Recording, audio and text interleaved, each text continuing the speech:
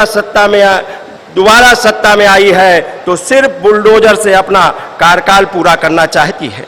सरकार के मंत्री और भाजपा विधायक अपनी ही सरकार और विभागों में भ्रष्टाचार के खुलेआम आरोप लगा रहे हैं। भाजपा राज ने उत्तर प्रदेश को उपहास का पात्र बना दिया। मंत्रियों ब्यूरोक्रेसी के बीच खींचतान से कामकाज ठप है। भाजपा सरकार भ्रष्टाचार में अकंठ डूबी है। स्वास्थ्य, शिक्षा, लोक निर्माण, सिंचाई से लेकर ज्यादातर विभाग भ्रष्टाचार की गिरफ्त में है। भाजपाइयों ने चौतरफा लूट मचा रखी है। विभागों में खरीद, बिक्री और निर्माण से लेकर ट्रांसफर पोस्टिंग में हर जगह भ्रष्टाचार जड़ें जमा चुका है। प्रदेश के बजट की लूट और बंदरबांट हो रहा है।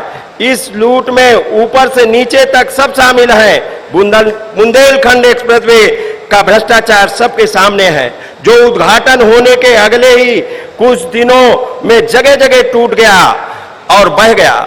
भाजपा सरकार ने थाने और तहसील भाजपा नेताओं के दलाली के अड्डे हो गए हैं। गरीबों की ना कहीं सुनवाई हो रही है, न न्याय मिल रहा है। भाजपाइयों का अन्याय अत्याचार चरम पे है। उत्तर प्रदेश में भाजपा की दूसरी सरकार में भी विकास की सभी गतिविधियां अवरुद्ध हैं।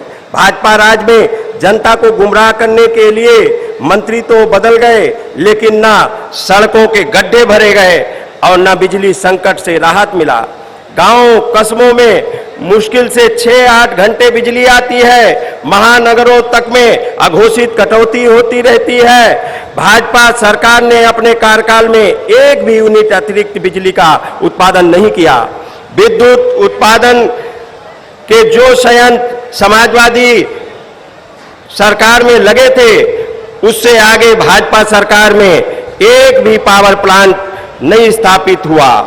सड़क के गड्ढे भरने के लिए 18,000 करोड़ रुपए बजट में रखे गए, लेकिन यह धनराशि भी न जाने किस गड्ढे में खर्च हो गई। भाजपा राज में किसान, नौजवान को सबसे ज्यादा परेशान होना पड़ रहा है। किसानों को कर्ज माफी के नाम पर धोखा दिया गया। फसलों का न्यूनतम समर्थन का प्रचार तो बहुत हुआ, लेकिन सरकारी क्रय केंद्र ज्यादातर जगहों पर खुले ही नहीं। किसान को अपनी फसल 5 कंपनियों को बेचने को मजबूर कर दिया गया। पूंजी घरानों को खेती पर स्वामित्व देने के लिए भाजपा सरकार 3 काले कृषि कानून लाई, जिसके विरोध में देश भर में प्रदर्शन हुए। इस किसान आंदोलन में जहां समाजवादी पार्टी के कार्यकर्ताओं ने बढ़ चढ़कर हिस्सा लिया, वहीं श्री अखिलेश यादव जी को भी गिरफ्तार किया गया।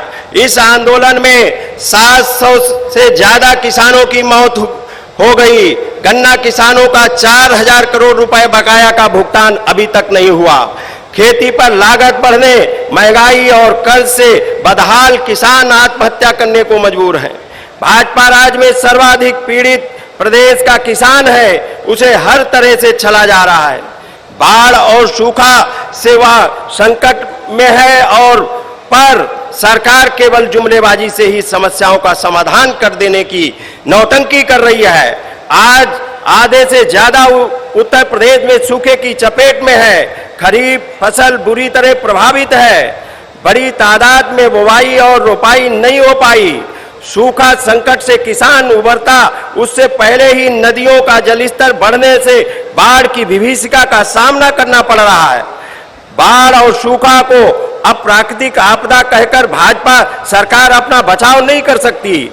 5 साल से अधिक समय बीत जाने के बावजूद उसने कृषि संकट से उबरने और आपदा प्रबंधन के लिए कुछ नहीं किया।